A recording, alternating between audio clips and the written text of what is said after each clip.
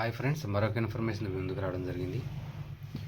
Eighth pay commission మరి ఈ యొక్క 2025 సంవత్సరంలో మరి ఎయిత్ పే కమిషన్ని మరి మాజీ జడ్జి అయిన రంజనా ప్రకాష్ దేశాయ్ గారి ఆధ్వర్యంలో, చైర్మన్ గారి ఆధ్వర్యంలో ఏర్పాటు చేయడం జరిగింది. మరి మనందరికీ తెలుసు, ఆ కమిషన్కు 18 నెలల కాలాన్ని మరి టైం కూడా ఇవ్వడం జరిగింది.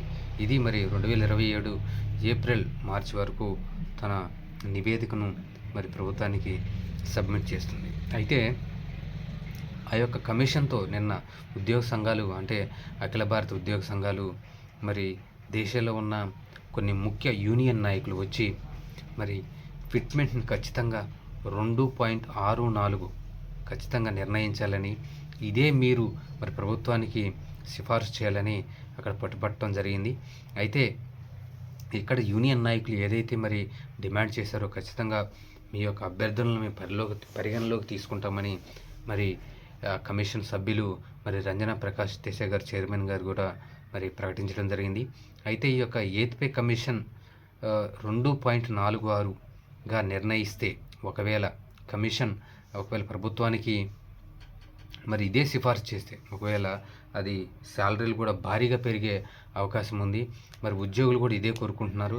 అయితే మరి 2016లో అంటే ఎయిత్ పే కమిషన్లో దాదాపు 36 అలవెన్స్లు ఉంటే వాటినన్నింటినీ రద్దు చేసి కేవలం 9 అలవెన్స్లుగా చేసి వాటినన్నింటినీ విలీనం చేశారు. అయితే వాటిల్లో కొన్ని అలవెన్స్లను ఇంకా పెంచాలని, అలాగే హెచ్ఆర్ఏ కూడా మరి XYZగా విభజించిన తర్వాత వాటి పర్సెంట్ కూడా భారీగా పెంచాలని, అంటే ఇప్పుడున్న నగరాల్లో మరి జీవన ప్రమాణ వ్యయం రేటు పెరిగిందని, అయితే మరి వారు యూనియన్ నాయకులు మరి కమిషన్కి మరి సిఫార్సు చేయడం జరిగింది.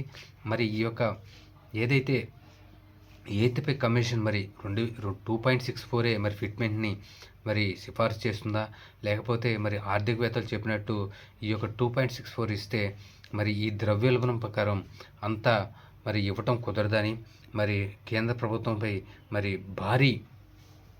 భారీగా మరి బడ్జెట్ను దీనికి కేటాయించాల్సి వస్తుందని, అలాగే రాబోయే రోజుల్లో మరి ఉద్యోగులు ఇంకా పెరుగుతారు తప్ప తగ్గరు అని, అయితే వీరి యొక్క వేతనాలు పెరిగితే మరి కేంద్ర ప్రభుత్వ పన్నులు కూడా పెంచాల్సి ఉంటుందని, ఈ భారం అంతా మరి ప్రజలపై మరి ఉద్యోగస్తులపైన పెరుగుతుందని మరి ఆర్థికవేత్తలు మరి వెల్లడిస్తున్నారు.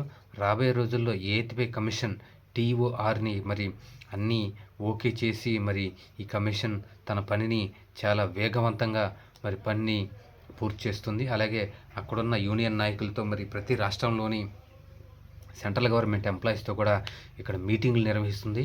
మరి రాబోయే రోజుల్లో ఈ కమిషన్ ఏ విధంగా మరి ఫిట్మెంట్ని మరి సిఫార్సు చేస్తుందో, కేంద్ర ప్రభుత్వం దాని మీద ఏ విధంగా నిర్ణయం తీసుకుంటుందో మరి చూడాల్సిన అవసరం ఉంది.